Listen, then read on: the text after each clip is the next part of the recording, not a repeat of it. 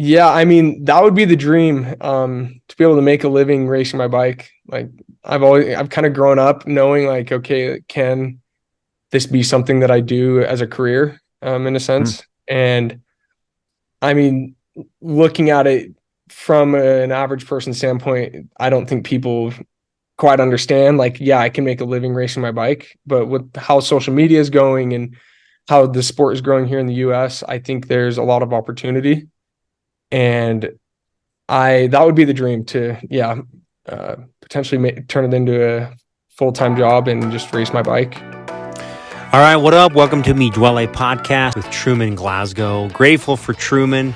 He is a local pro here in Utah, and whenever there is a local cyclist who is just climbing the ranks and making us proud, it is so fun to hear from them, to hear how excited he is, to hear what he's doing and how he's growing and how he's training, the things that matter most to him. So extreme thanks to Truman. Thankful for the time that he spent here on this podcast along with Chip to share about his life, his story, and what he's got in store for 2024 as he races the Lifetime Grand Prix. We hope, fingers crossed, that he gets in for next year and represents Utah, as well as our great sponsor and partner, Duole.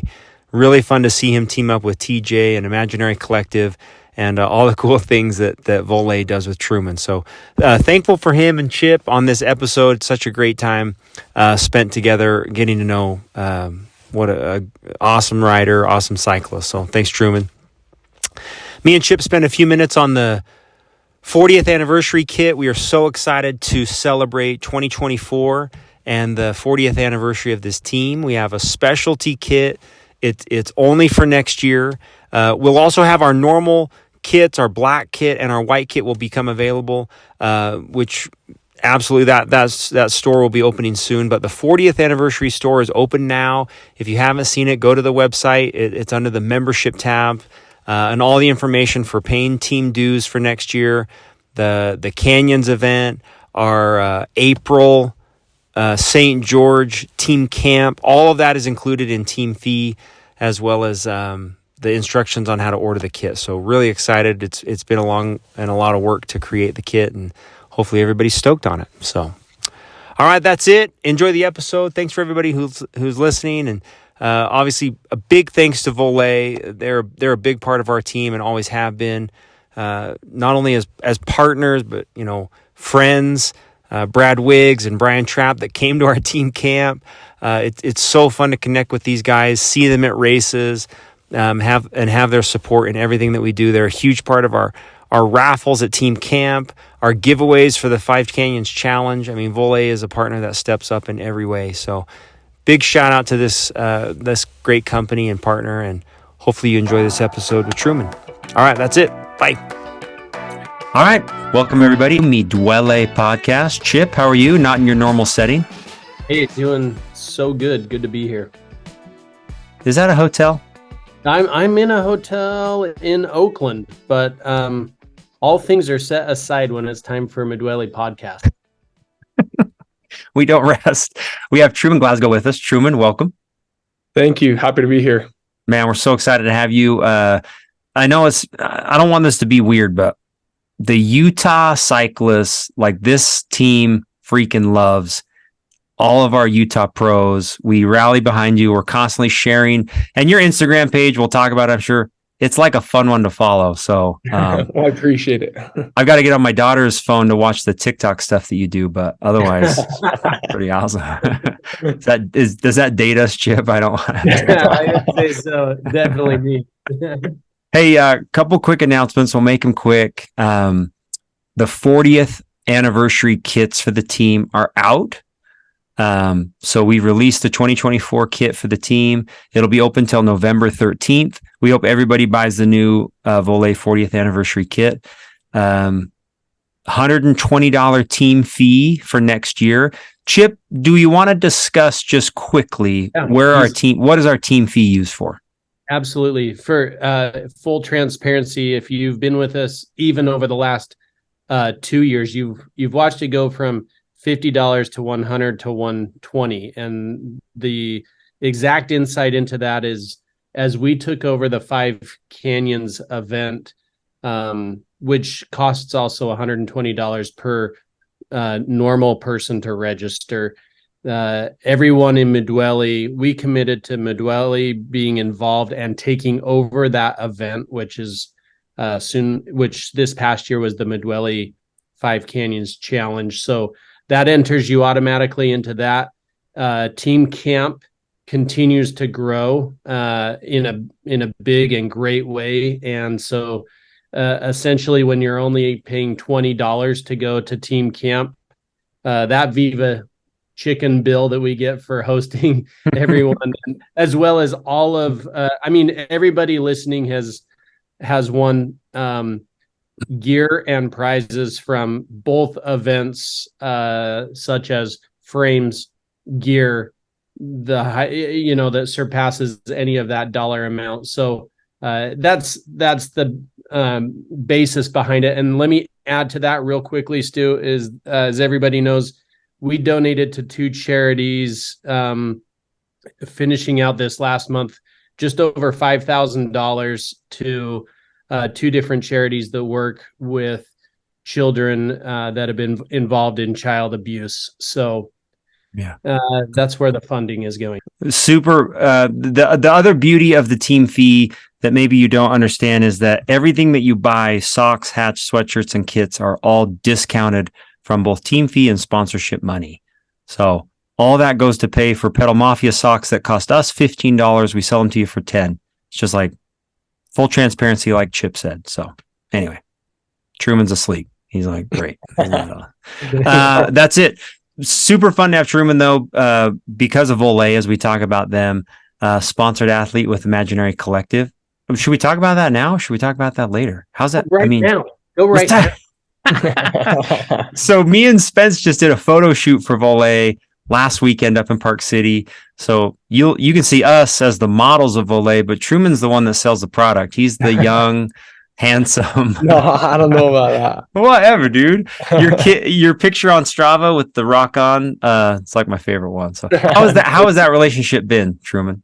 It's been awesome. The guys at Duole, they're incredible. They take care of us, and yeah, it's just a great atmosphere. And then obviously the connection or sponsorship with Imaginary Collective as well. It's just like one big family. We're all a big team, it seems like. So yeah, it's been good. Nice. We asked the team on our GroupMe thread, there's 200 cyclists on there, what questions we should ask you. And one asked, well, who is he? And I'm like, bro, so maybe we should let's start there. The first time I ever saw you, Truman, was on the podium at Point to Point. My wife raced that year, and you were up there with Lachlan was up there. And I'm like, dude, who is this young Utah guy? And so now this year you won Point to Point. You won Wasatch All Road. We saw you take 25th at Leadville. Chip, by the way, Truman's dad has done Leadville 19 times. Oh, man. 19 in a row. That is a what? I can imagine the size. We have seen the size of the 20-plus buckle. He's getting there. How many times have you done Leadville, Truman? So officially I've done it 3 times. Okay. I did it in 2020 when the race was canceled for the first time, but it wasn't a race, so I was just out there riding it. It was still just as hard. Spence, Truman finished 641 this year at Leadville. I mean, it's hard to anyone that has done it. It's hard to just put that number into to understand it. It's just everybody here has done Crusher that's listening. Truman raced a 4-hour, 34-minute Crusher this year. That was I do want to say that was a rough day for me on the bike. What?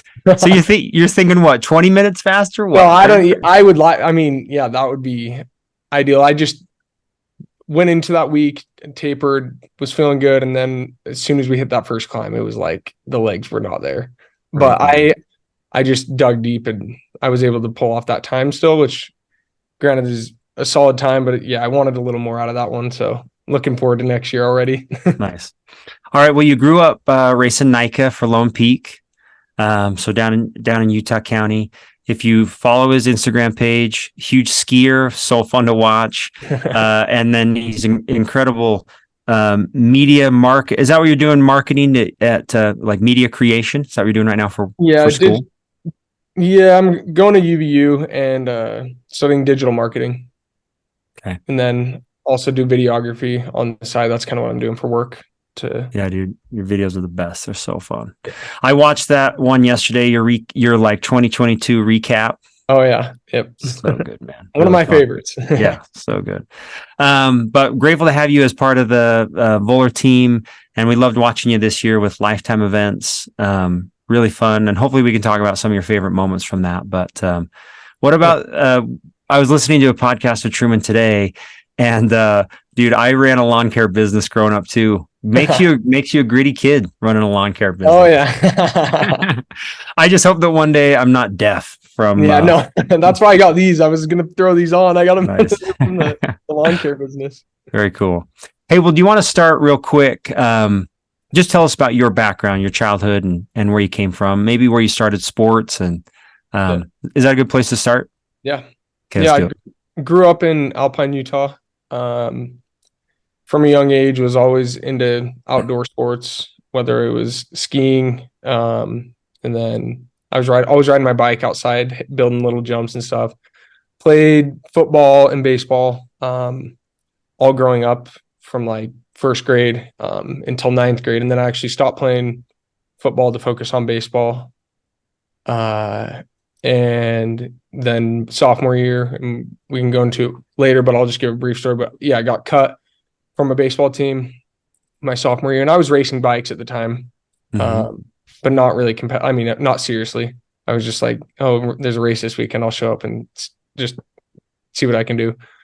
But then, yeah, got cut from the team. Just was like, all right, I'm gonna focus purely on cycling. I knew that was something I loved doing, and I knew like I'd be in baseball practice, kind of thinking about riding my bike Nice. season prior. So I knew there was something there, but yeah, I started focusing on cycling. And I guess going back a little bit, I did like race. There was the local Alpine Days race. That was like the first race that I thought was like the biggest race in the world when I was growing up. Remind us that goes up over Hog Hollow. Okay, I was thinking that was That's Draper Days. Draper Days. Okay, that Not goes that one. over Suncrest, but No. Oh, okay. okay. Yeah, anyways, yeah. So I grew up like doing that race once a year, but it was just for fun. Like I had like a aluminum frame Trek, like 3x10 or something crazy like that. But yeah, and then just slowly like growing up watching my dad racing Leadville. I was around the sport. I was going to those races, watching him just like chase this goal of his goal was to break 9 hours for a couple years, and eventually he did that. So it was cool to just see him put in the work to achieve that goal. And then I started doing that with him, and my goal was to one day race Leadville. And yeah, now I'm doing Leadville and a bunch of other races. Nice. Truman, what? Just to kind of follow up question here. At what point did you know you had a gift, like a skill to race? Were you good at suffering, or did you? I mean, were you like, no, I'm skilled at this. I'm good at this. I mean, did you learn from your dad? How did it all kind of come together? Yeah, I mean, I always grew up like I was always kind of into the extreme sports of like I love skiing. That was one thing, and I fortunate enough to be able to keep doing that. But yeah, so skiing I guess kind of tied into like the cycling of just that adrenaline rush. Like I loved the downhill. That's where it like started. And so, but of course to ride downhill you got to ride uphill, and eventually it kind of flip-flop and I started to enjoy that suffering. So slowly but surely just like started enjoying the work. And I think once I knew, like before I stopped playing baseball, I knew that I had potential there. Like I was finishing top 10 in these NICA races where I wasn't really putting in much work. I was just riding my bike for fun, like here and there. And so when I stopped playing baseball, I was like, all right, I'm gonna go all in. And that's kind of when I realized like, okay, that first season, like of just full commitment and Nice. giving it everything, I recognized like, okay, I think I have a shot at this. I just got to put in the work and keep rolling with it. That's cool. You're talking to a lot of dads my age, Chip's age, with kids coming up through the NICA program. And on the podcast I just listened to you on, you talked a lot about how your dad was not, he was supportive once he knew you were committed to the sport. Yeah. I thought that was a really cool perspective of not trying to force it on you, or do And you he was, still, yeah. or sorry, go ahead. No, I just saying you feel that way. I mean, was that a good technique? Teach us Yeah. dads And what's a good. don't get me wrong. He was supportive. Like whatever I wanted to do, he was going to support, but he just wanted like, he wanted to know with this sport that I wanted it enough to like go out and make enough money to buy my own bike and really just like do the training, not just like have him go and buy me the best bike. And then here I am given this really nice bike and I don't even care to train or like work towards that goal of being fast, I guess, or whatever, whatever it is that you're working towards. And so, yeah, I like that he wasn't like, he was just supportive and he was willing to help me in whatever it is that I wanted to do and wanted to achieve. But when it came to like that phase of going away from baseball and focusing on the cycling aspect, he just wanted to see that I wanted it. And then he was like, all right, like I'm here to help you. So Cool. Nice. Chip, you want to ask Charles this question? Yes, I am so excited to ask this question. Truman, there's this video of you jumping from your bike onto your skateboard, and you do the kick flip, and then you get back onto your bike. Were you just messing around and trying to feel like, can I do this? Or was it a challenge? Or I think I'm gonna be honest. I think I saw it somewhere on Instagram, and like it was like during the winter time, and I remember seeing that. I was like, man, that would be like so sweet to do, but it was snowing outside. I'm like, I can't get my skateboard wet. But yeah, then just one spring day, one of my buddies, we were going out for a training ride and the skateboarders in the garage. I'm like, dude, let's just like, let me see if I can do this. Like, let's see how hard it is. And I only had a few tries because I didn't want to scuff the S-Work shoes. So what? That was the question: is how many tries did it take? yeah, it was. I actually got it first try, but we weren't filming. Then it took like I think like 4 or 5 more tries, and I got it. And then my buddy was getting antsy. He's like, "Let's get out on the ride, dude. Like, let's go." So the pressure was on to stick it. That was the only part of the video that just blows my mind is that you're not doing it in flats. You're like in cycling in the shoes. cleats. Yeah. So good, dude. Everybody wanted to know what's your typical day look like. What is a guy who races at the level that you race? Like, what are you doing day to day? Yeah. I actually have a pretty good setup right now with work where I'm working for this cold plunge company called King Cool Plunge. I mean, they're one of my main clients, I guess. I do freelance videography, but a lot of my focus goes towards them. And so I'm from day to day, it's usually just like filming, editing, or most days it's editing and just posting stuff to their social medias. And then that allows me to not be on my feet and allows me to train when I'm done with whatever I have to get done. And then, yeah, so day to day, it's like wake up. I like to ride in the mornings when it's not 30 degrees outside. But yeah, I kind of base the time of day that I ride based off temperature outside is the biggest thing. I can ride it early in the morning if I need to. If it's hot, if it's going to be 110 degrees, like I'm getting up at 6 a.m. if I have to. But yeah, kind of all over the place. So what I do from day to day is usually just editing, filming when needed, and then writing. Nice. That's awesome. Very good. Cool. Yeah. When you are out riding, we do see you riding with TJ. That looks like a good time riding with TJ. But who are you typically riding with? Who are you training with? Do you have a local coach that you're now really dialing it in with? Yeah, so yeah, first off, riding with TJ is a blast. He's just always bringing good energy, always stoked, just thinking of ideas, what we can do for next year or whatever. Like, just brainstorming stuff like that. It's fun to ride with him. Getting on And his knee and asking someone to so marry him in the middle of like a giant race, just like proposing marriage during the giant race. yeah, that was unique. He told me that idea before he was doing it. He's like, yeah, I'm gonna pretend I got a flat and Oh my I'm gonna god! propose. So Sorry to cut you off. Sorry, Truman. no, you're good. But yeah, no. So I don't actually train with people usually. I'm, I guess, introverted in that way. I'm a pretty extroverted person, but when it comes to training, like I just like to ride by myself. Um, it's easier that way with my schedule being flexible. I'm kind of like, okay, I can go ride right now. Or it's going to be maybe I'm riding later in the evening, just depending on what's going on that day. So a lot of my riding is done alone, and I'll just put in the podcast, listen to music. I like it. It's kind of my time in a sense. Um, but yeah, and then as far as coaching goes, I'm not being coached right now.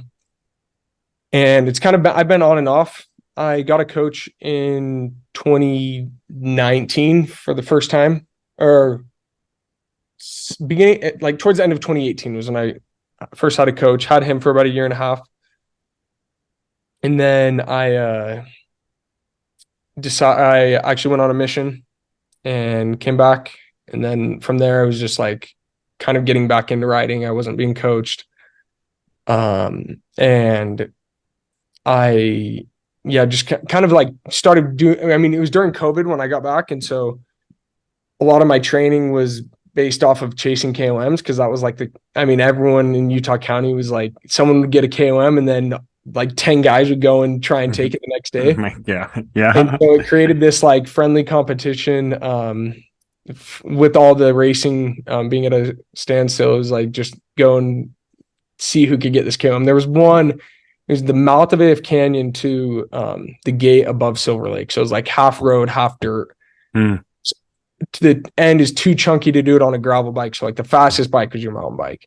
And it's an hour and a half long. And so if you went for it and got it, like, and then someone took it from you, like, I got to go do that like hour and a half long climb again. Like, it was just a lot of fun back and forth with these guys. And it really created like that competitive edge during COVID, which was awesome. That's fun. And kind of got me back into shape in a sense.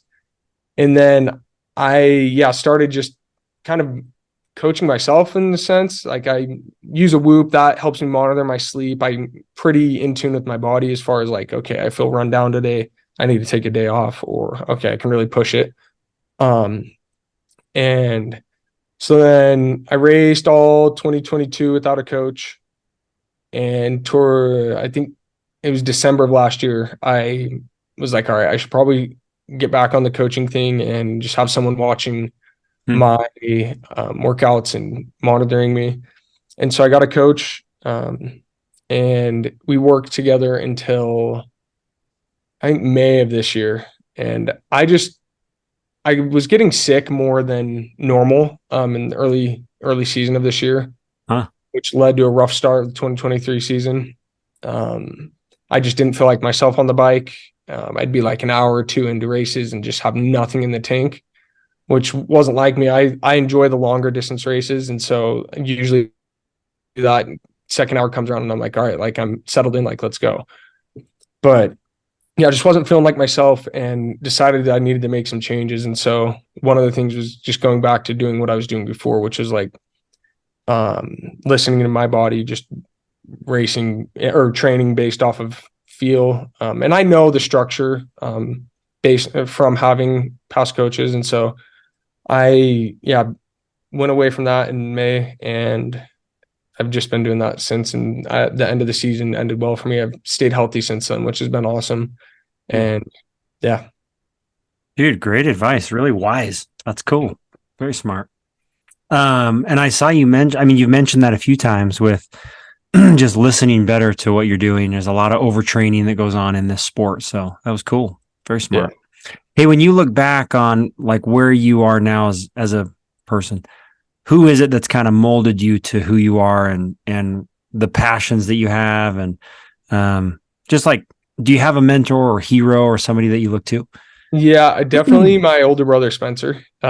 He's been a big influence on me. We're 5 years apart, but really close. A lot of the same hobbies. And I think whatever hobby he would get into growing up, I was always following in his footsteps, whether it was skiing or dirt biking, mountain biking, like, or whatever he was doing for work. Like I was kind of just following in his footsteps and trying to keep up with big brother. And so, yeah, I think he's definitely played a big role in where I am today. And yeah, it's just definitely a stud. Like he also races bikes, and yeah, it's been awesome being able to follow in his footsteps. You guys are still close? Yeah. Yep. Very cool. Is he like a big older brother, or is he like the same size as you, older brother? He's got like 2 or 3 inches on me, but Okay. we're similar size. Like, does he know his place? Does he know you can just like smoke him? He doesn't. He likes to talk about the races that he's beat me in. Oh, okay, I see. But no, yeah, he's taken some time off the past year or so, so he hasn't been in the race scene for a little bit. But I think he's back. He'll be Cool. fast and right up there with me. All right, sorry, Spencer. I'm sure he's listening. Sorry. So from now on to professional racing, is this going to be your future? Like, tell us why, and is it just like you are so in love with it right now, it is just going to catapult you into the next 5-10 years? Is that what you foresee? We love seeing you out there. What do we expect from you over the next? Yeah, I mean, that would be the dream, to be able to make a living racing my bike. Like I've kind of grown up knowing like, okay, can this be something that I do as a career, in a sense? And I mean, looking at it from an average person standpoint, I don't think people quite understand. Like, yeah, I can make a living racing my bike, but with how social media is going and how the sport is growing here in the US, I think there's a lot of opportunity.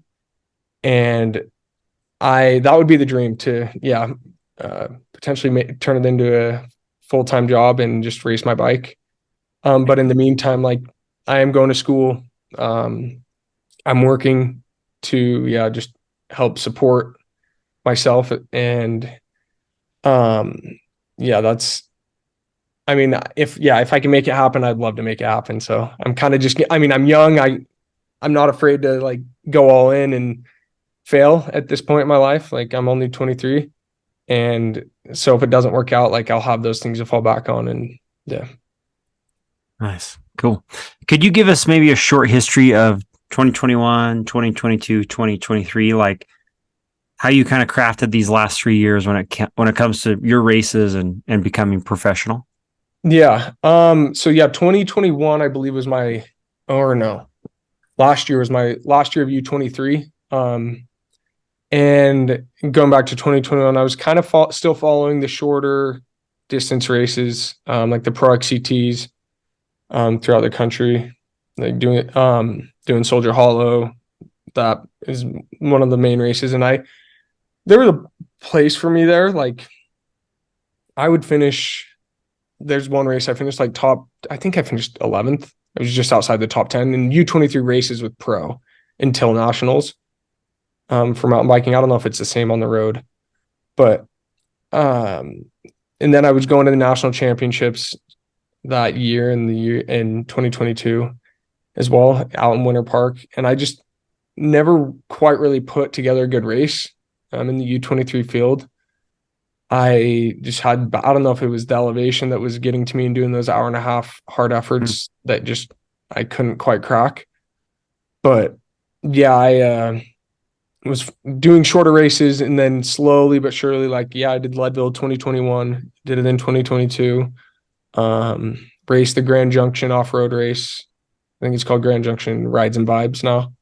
They're 50-miler off-road. And I always knew I was better suited for the longer distance races. And so once like the Lifetime Grand Prix came out, it kind of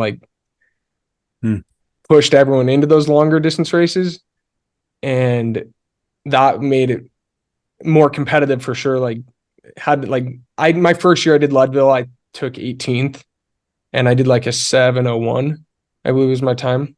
Wow. And then That's crazy. the last sorry, go No, I'm saying like you raced it like 30 minutes faster. ahead. Yeah, so that time I took 18th, which is my best result. But then these last 2 years, with just the amount of eyes that have been put on that race and the hitters that show up to it, like the result hasn't been as good, but like on paper, like my time's way faster. I'm right up there with these guys, and so it's definitely making these longer distance races more competitive, which I love because I enjoy them more. But yeah, then I guess 2020, I guess this year I kind of stepped away from the pro XCTs. I didn't actually do any of them this year. I was going to do the one in Soldier Hollow, but I ended up being out of town, and then I didn't go to nationals because I'm now racing pro. And yeah, just all these guys are more focused on the lifetime races. And I wasn't a part of the Grand Prix this year, but I actually ended up going to 5 out of the 7 races. And yeah, just that level of competitiveness is just something else. Like you can't have an off day. If you have an off day there, like you're off the back. Yeah. Talk about the top 10. I was just let's talk about the top 10 and what it takes to finish the lifetime Grand Prix in the top 10. I was just reading an article today on Keegan and the female and the male side of the top 10. And it's so impressive, not only for what it's done for American racing, but professional racing, for dirt and gravel racing in general. But man, like you're saying, these are some of the world's strongest athletes on bikes. Yeah, man. We want to know what, like, can you break the top 10? What does it take to be in that top 10? Like, what do you think? Yeah, I mean, it's a good time to ask that question. I actually just coming off of Big Sugar Gravel this past weekend, and I had a goal of going in there in hopes of getting a good result, just to help, because I applied for the Grand Prix again this year. Nice. Cross my fingers I get in, but yeah, I was putting pressure on myself just to perform well at this race because I hadn't really put together a result in my mind that was what I wanted, that I felt like I was capable of. Just having bad luck at races, whether it's not feeling good on the bike or crashing or flatting or whatever. Like I hadn't had a whole lot of good luck, and so I went into this one with that mindset of like, all right, I want to go finish in the top 10. And this race, it's mandatory for everyone in the Grand Prix to be there. So I believe all 35 racers are there, and I knew I had my work cut out for me. And not seeing the course prior to the race, all I knew was that there's a lot of sharp rocks out there and it's rolling hills, which I enjoy the longer climbs. I love like the 1 hour plus climbs. I really just settle in there and can, it suits me living here in Utah. Yeah. And so I didn't really know what to expect. And I just knew I wanted to be up there in the front, especially with gravel racing. Like I don't have a road background at all. I think I've only done one road race, which I enjoyed, but I don't have a road bike. So I was actually on my gravel bike with the slicks on. But yeah, I lost in a sprint with like 10 guys for third on your gravel. Yeah. But yeah, I'm learning the tactics, just when to sit in, what moves to cover, whatnot. And so yeah, I went into this race this weekend in hopes of breaking top 10, and around mile 33, I flatted. It was a puncture on the top of my tire, which I haven't had. And I got off the bike pretty quick, pulled out a plug because the sealant wasn't filling the hole, plugged it, started riding again. As soon as I started rolling, it just like moved the plug and started spraying everywhere. So I was like, all right, I got to put another plug in. So I put another plug in, let the sealant like fill it out. And at that point, I'd lost so much tire pressure that I had to get the CO2 out. So I lost, I think, around a minute and a half, 2 minutes. And the lead group rode through, the chase group rode through, and then chase or chase two, I guess, was coming by. And I hopped on my bike right in front of them.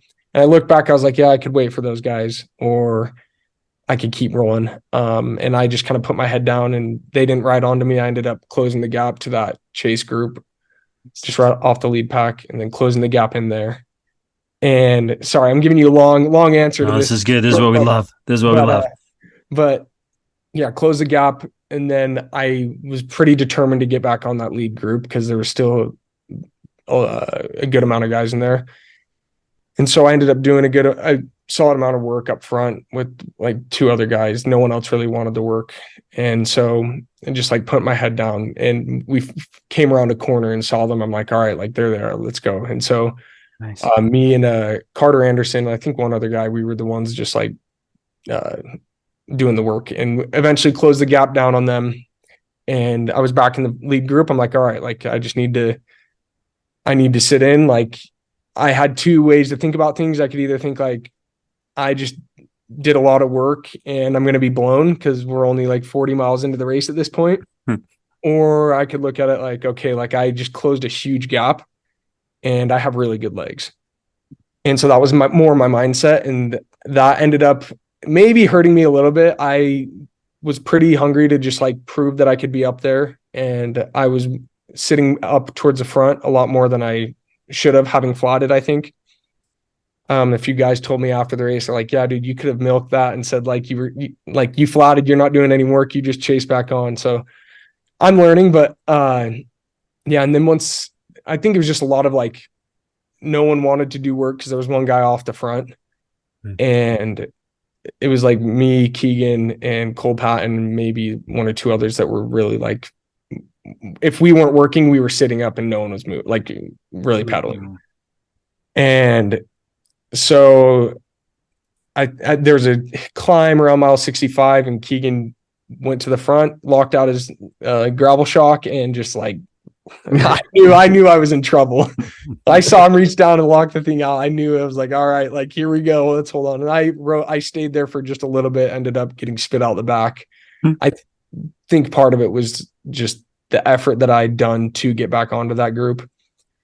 But ended up rolling across the line in 13th, which was just right outside the top 10, and actually there were two guys with me when we crossed the line. They barely got me on the last climb going into the finish. So yeah, right there, I feel like there's potential to break the top 10, and I know I'm capable of it just with how I felt on the bike on Saturday. But yeah, I mean, regarding the question, long story short, what it takes to get into to break the top 10 is just, it's a good day on the bike. You got to feel good. You got to have hopefully no bad luck, like flat tires or anything. And you can still be there with flat tires. I know Alexi Vermeulen, that dude's a freak. He flatted at a pretty crucial point in the race and ended up losing the lead group and rode to third. So, wow. Yeah, there's a lot that goes into breaking that top 10, because anyone I believe in the Grand Prix series can be up there. Nice. In that top 10 pack. So nice. When you look at all the events you did this year or last year, is there one, I mean, is there one where either you look back and you're like, oh, I love point to point's my jam, that's where I'm going to win? Or is it like, when I go to Crusher, I love is there a place or an event or like favorite place, favorite memories for you? Yeah. I mean, definitely in my opinion, point to point is my favorite race. I just love racing single track, and single track for a long period of time is even better. Like I come from that XC background, and so the downhills, they suit me well. I'm able to recover, but also just let it open on the descents, and then settling in on the steep climbs and still having it be punchy. Like it all just suits me very well. So yeah, point to point is definitely, I would say, one of my favorites.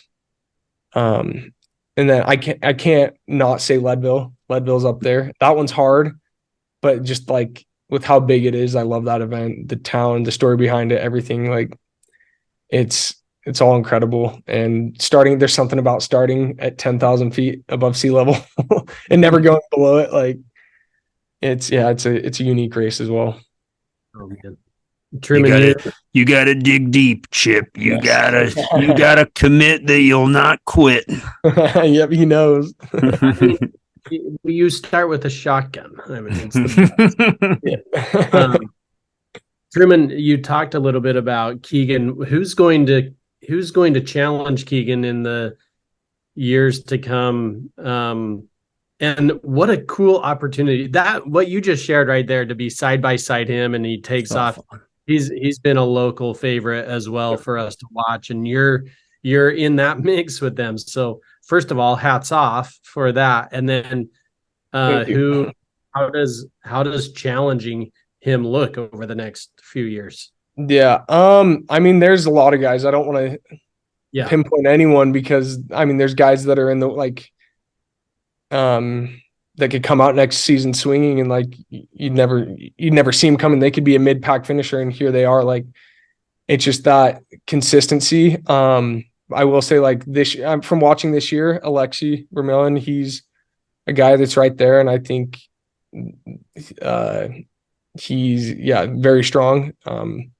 But I would say anyone in the top 10 at majority of these races are guys that could challenge him.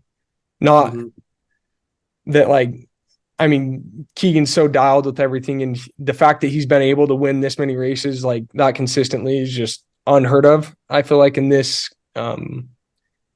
series, but I mean, he's got it going for him, and hats off to him because he deserves it. He puts in the work. I mean, you see it. Like you look how many miles he has on the year. It's next level.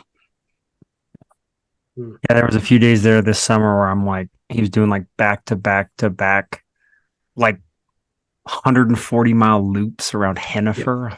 Yeah.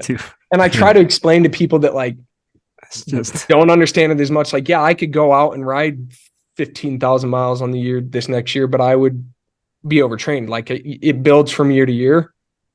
Mm-hmm. And I think just slowly but surely, like building that fitness is, I guess, the way I look at it. And I can't copy and paste what he's doing. I got to do what works for me. And smart. So, and I think that's with anyone that's working towards getting faster. Like you got to do what works for you. Yeah. And follow that. Cool.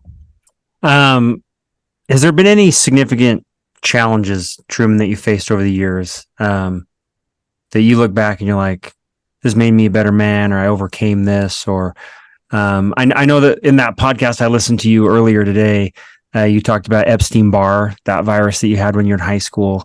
Is there anything else when you look back that has kind of shaped that, challenges that have shaped you? Yeah, I mean, there's definitely been plenty of setbacks along the way over the past couple of years, whether it's like illness right before a big race or injury. The biggest thing is just part of me fears getting sick before a big race. And so I like to procrastinate signing up for races because I fear like signing up and not showing up. But I think just the biggest thing for me has been trying to stay healthy. If I can stay healthy, I'm a lot happier and able to stay in better shape. And with that has allowed me to just really listen to my body and know when I got to like take a step back and let the body recover.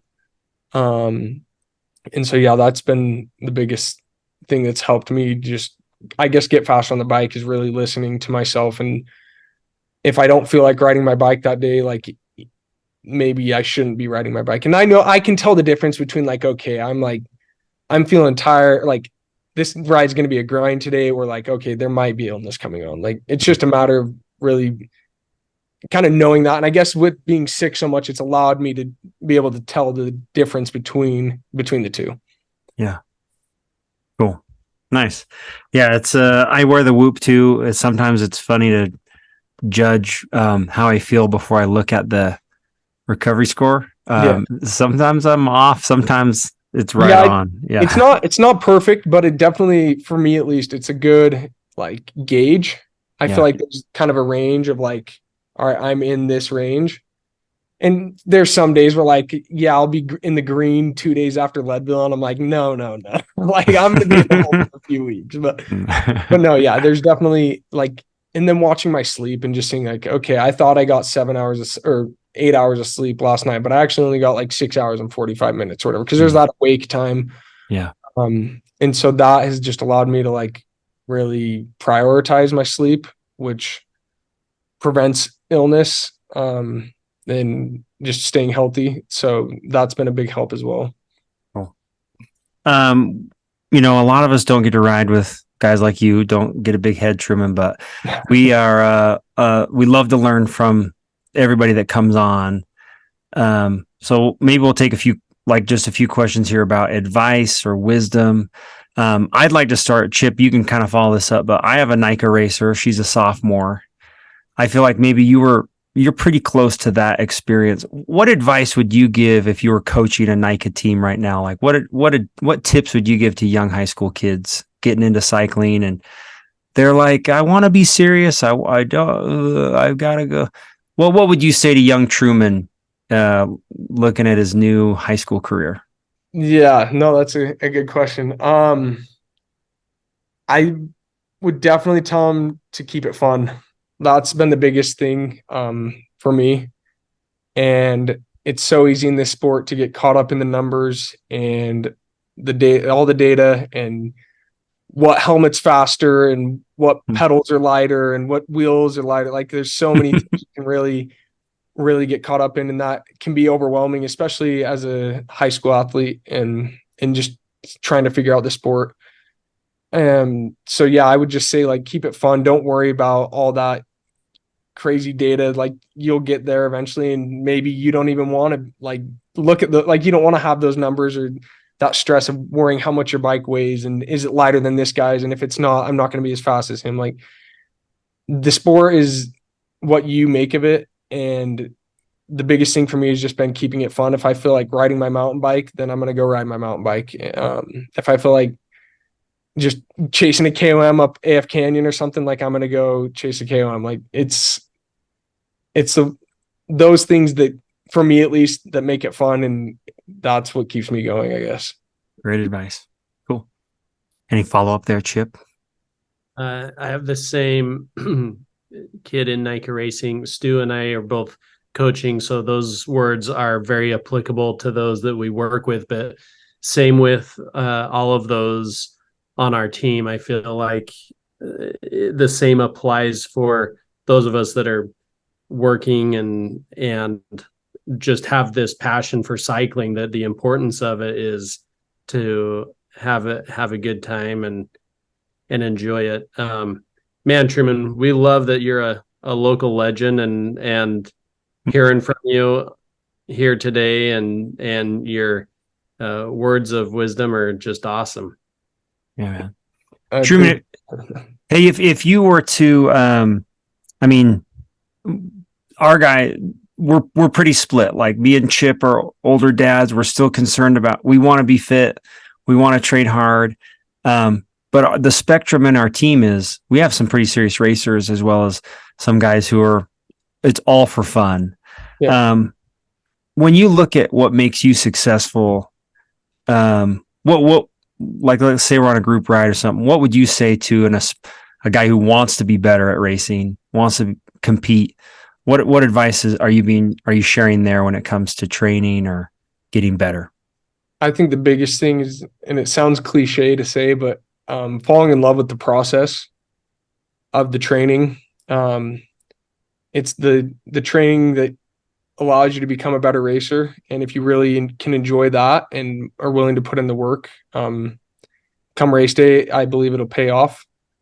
And then also doing more racing, like that's another thing like that gets me motivated no matter the race, like whether I do good or bad and whether I DNF, whatever it is, like I always come away from it hungry and taking away what I've learned from that race and applying it to my training for the next few months, working towards the next race. Like it's, yeah, that process of just the ups and downs and learning and all that, like, can really help, I guess, motivate you to keep going.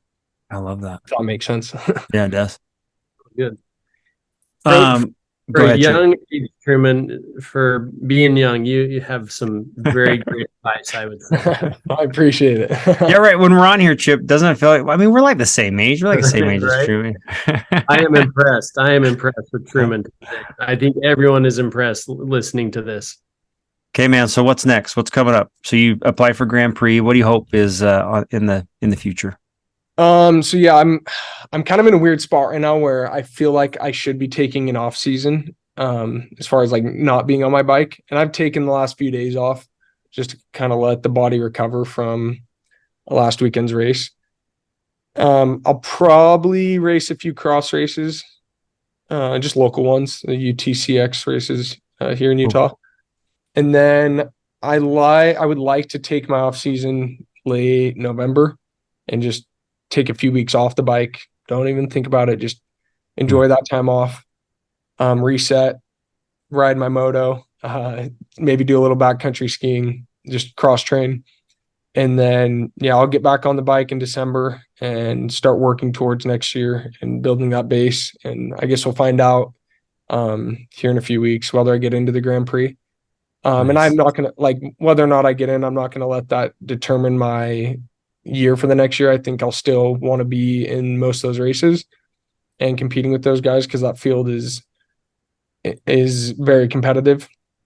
And so, yeah, definitely I plan to do that. And then, yeah, just a similar schedule to this year, maybe do a little more gravel racing just to get more experience. Maybe I would love to hit some road races, figure that side of things out. Cause I know the road guys know what they're doing in the gravel races. At least they know when it's just instinct, whether to close a gap or not, and whether to sit in. Like, so yeah, just still a lot of learning for me to learn.